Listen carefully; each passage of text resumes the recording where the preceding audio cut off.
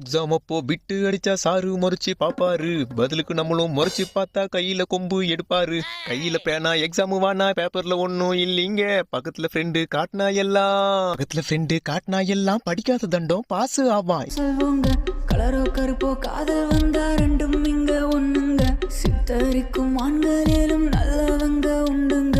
No சொல்வோங்க சிலர் no no சொல்வோங்க பொண்ண. நான் படிக்கிறேன் எதுவும் ஏறல மண்டக்குள்ள. விட்டடிக்கிறேன் எட்டி பார்க்கிறேன் இருந்தும் பாஸ் மார்க் வரல.